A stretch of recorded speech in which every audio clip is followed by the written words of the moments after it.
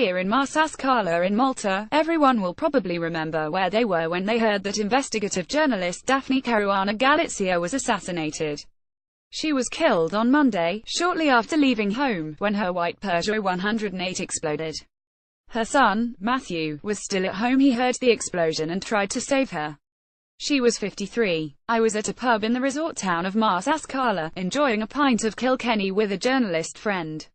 We were just at that moment discussing Caruana Galizia when I got a call from my wife telling me that friends were messaging her with the news.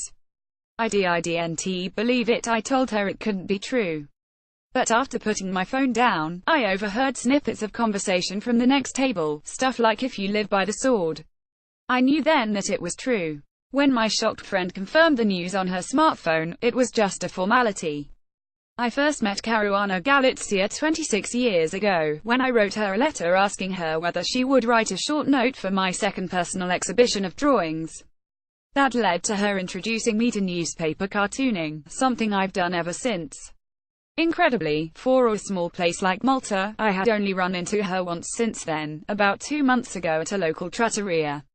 Caruana Galizia was both lionized and hated in polarized Malta. She was a merciless critic of Malta's ruling Labour government, in particular the two government personalities involved in the Panama Papers scandal, both of whom refused to step down, and both of whom enjoyed the continued support of the Prime Minister, Joseph Muscat.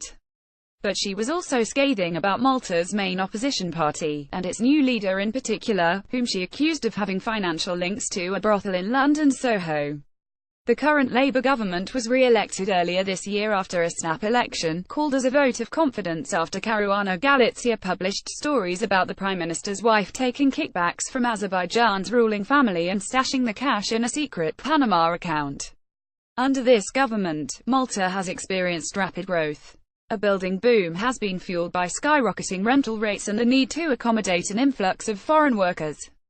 The other side of the coin has been a withering of national institutions, scandals involving government ministers, shady deals with Azerbaijan, and the sale of Maltese passports under the so-called individual investor program, while Malta-born citizens are denied the right to know who their new compatriots are.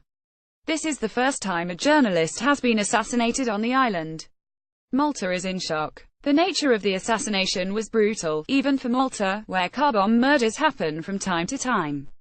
The last words Caruana Galizia wrote on her blog before she was killed have been spray-painted on a wall in Malta. Most friends I have been talking to are confused, and still can't quite believe it. The assassination was no doubt a professional job, perhaps pointing to hired, imported hitmen. The motive is still unclear. Caruana Galizia had made many enemies over the years, but the general feeling is that no Maltese would really have gone this far. People are speculating that the murder might have been ordered from outside. There are whispers that she was about to break new stories involving international crime rings. All this is happening in a vacuum. Information about the murder has been scant, and in the days after Malta's highest-profile assassination, the Commissioner of Police, regarded by many as an incompetent stooge, was notable only for his silence on the matter. The police finally called a press conference on Thursday evening, but answered no questions. The Prime Minister has gone on record to say the FBI and Dutch experts will be joining local investigating forces, which only reinforces the locals' poor perception of the police.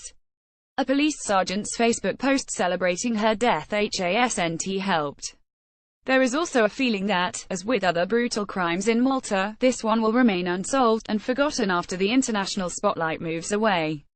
After we heard the horrible news, we finished our drinks in a hurry and, perhaps unforgivably, failed to toast the memory of a very brave woman.